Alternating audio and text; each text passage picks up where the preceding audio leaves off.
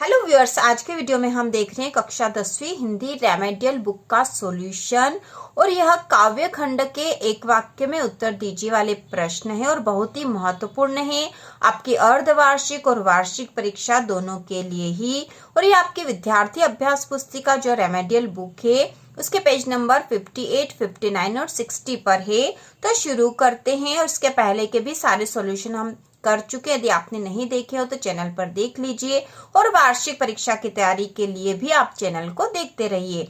तो प्रश्न है, राम लक्ष्मण परशुराम संवाद में कौन सा गुण है? क्वेश्चन नंबर 34 है यह, राम लक्ष्मण परशुराम संवाद में कौन सा गुण है? तो इसका उत्तर है राम लक्ष्मण परशुराम संवाद में ओज गुण है। ठीक है, शब्द गुण पूछा था हमसे, यहाँ पर गुण मतलब शब्द गुण से ही है, तो यहाँ पे ओज गुण है। राम लक्ष्मण परशुराम संवाद में ओज गुण है। इसके बाद अगला प्रश्न है, राम लक्ष्मण परशुराम संवाद में किस शब्द शक्ति का प्रयोग है? राम लक्ष्मण परशुराम संवाद में किस शब्द शक्ति का प्रयोग है? तो इसका उत्तर है व्यंजना शब्द शक्ति का। ठीक है, आपको पूरा ही उत्तर लिखना होगा। राम लक्ष्मण परशुराम संवाद में व्यंजना शब्द शक्ति का प्रयोग है। इसके बाद अगला है, परशुराम ने सेवक किसे कहा है? तो इसका उत्तर है परशुराम ने सेवक उसे कहा है जो सेवा करे। परशुराम ने सेवक उसे कहा है जो सेवा करे। अगला प्रश्न है, राम ने धनुष को किस धोखे से छू लिया था?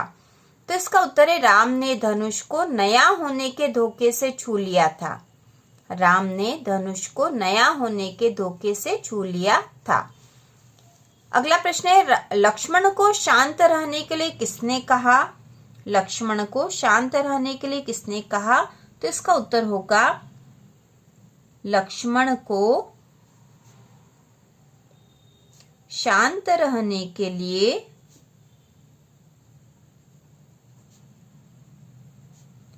लक्ष्मण को शांत रहने के लिए श्री राम ने कहा।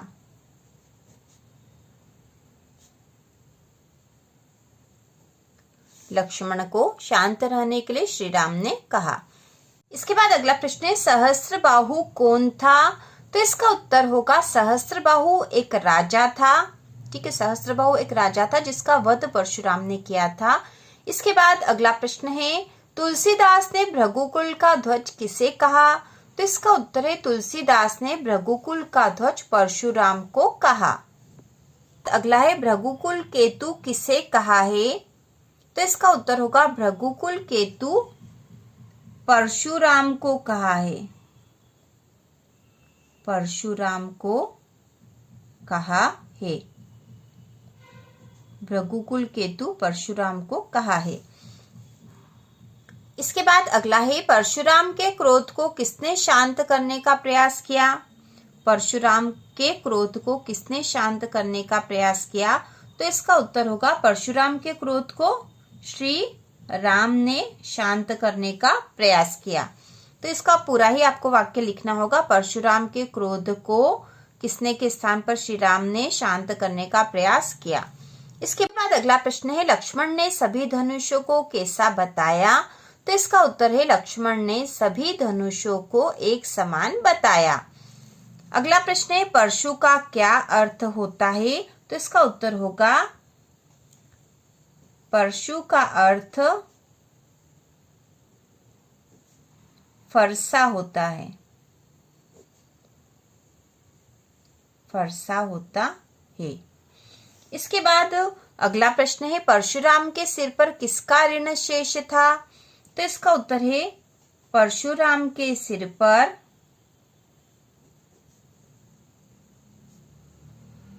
परशुराम के सिर पर गुरु का ऋण शेष था। गुरु का ऋण शेष था। इसके बाद अगला प्रश्न है, शूरवीर को अपनी शूरता कहाँ प्रदर्शित करनी चाहिए? शूरवीर को अपनी शूरता कहाँ प्रदर्शित करनी चाहिए? तो इसका उत्तर होगा युद्ध भूमि में। ठीक है, युद्ध भूमि में। तो आपको पूरा ही उत्तर लिखना होगा जब आप आंसर लिखोगे आपके एग्जाम में। शूरवीर को अपनी शूरता युद्ध भूमि में प्रदर्शित करनी चाहिए। इसके बाद है तुलसीदास किस काव्य धारा के कवि हैं? तो इसका उत्तर होगा तुलसीदास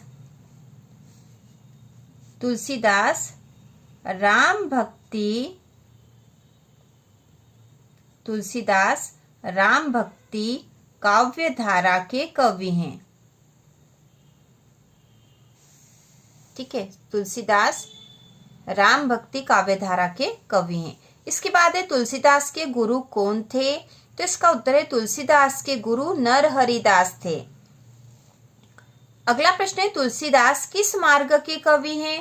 तो इसका उत्तर होगा तुलसीदास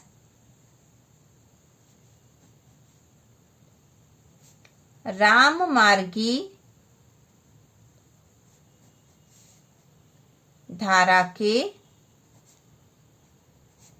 कवि हैं। अगला प्रश्न है तुलसीदास जी को राम भक्ति का मार्ग कैसे मिला? तो इसका उत्तर है तुलसीदास जी को राम भक्ति मार्ग गुरु कृपा से मिला। तुलसीदास जी को राम भक्ति मार्ग गुरु कृपा से मिला।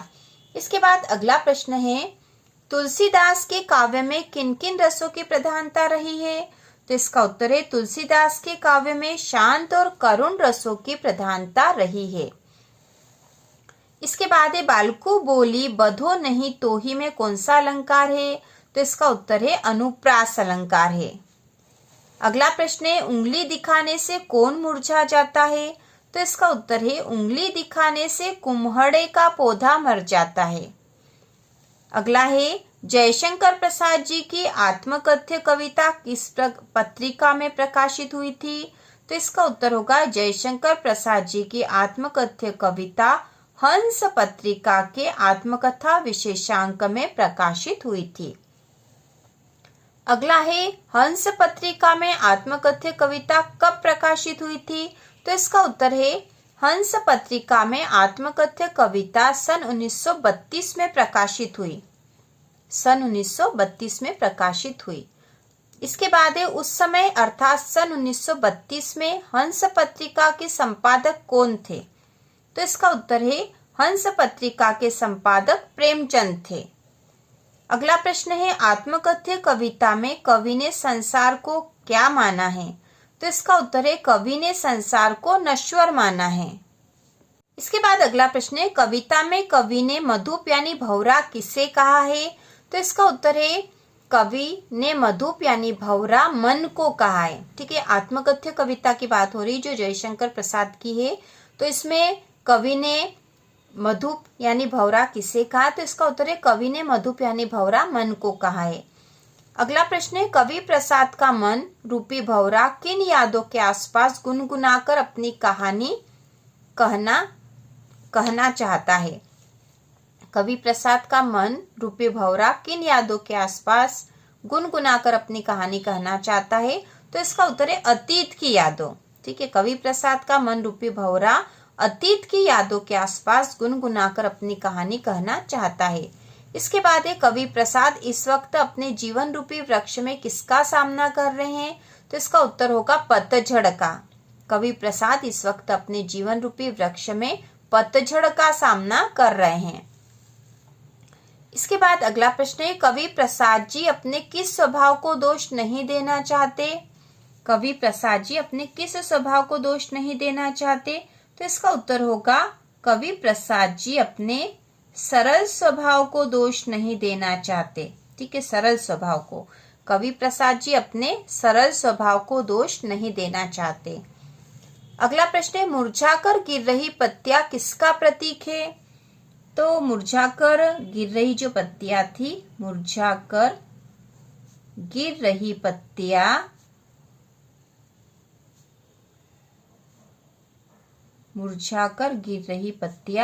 निराशा का प्रतीक है। निराशा का प्रतीक है। मुरझाकर गिर रही पत्तियां निराशा का प्रतीक है। इसके बाद है आत्मकथ्य कविता में किस पक्ष की अभिव्यक्ति हुई है? तो इसका उत्तर है आत्मकथ्य कविता में जीवन के यथार्थ व अभाव पक्ष की अभिव्यक्ति हुई है। जीवन के यथार्थ व अभाव पक्ष की अभिव्यक्ति हुई है। इसके बाद है प्रेयसी के कपोलों की लालिमा की तुलना किससे की गई है? तो इसका उत्तर है प्रेयसी के कपोलों की लालिमा की तुलना उषा काल की अरुणिमा से की गई है। उषा काल की अरुणिमा से की गई है। इसके बाद अगला प्रश्न है प्रसाद जी के आलिंगन में आते आते क्या भाग गया? तो प्रसाद जी के आलिंगन में आते आते जीवन का सुख भाग गया। प्रसाद जी के आलिंगन में आते आते जीवन का सुख भाग गया, ये उसका उत्तर है। इसके बाद अगला प्रश्न है उत्साह कविता मुख्य रूप से क्या है? तो इसका उत्तर है उत्साह कविता मुख्य रूप से एक आह्वान गीत है। ठीक है, उत्साह कविता मुख्य रूप से एक आह्वान गीत है। इसके बाद अगला है उत्साह कविता किस युग की कविता है? तो इसका उत्तर है उत्साह कविता छायावादी युग की कविता है। उत्साह कविता छायावादी युग की कविता है। उत्साह कविता छायावादी युग की कविता है।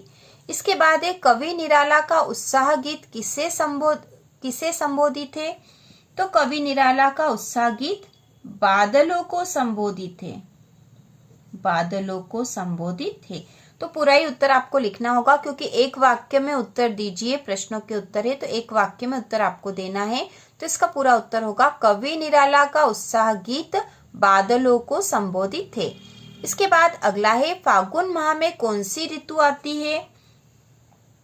फागुन माह में कौन सी ऋतु आती? तो इसका उत्तर होगा फागुन माह में बसंत ऋतु आती है।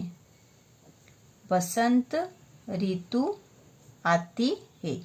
फागुन माह में बसंत ऋतु आती है।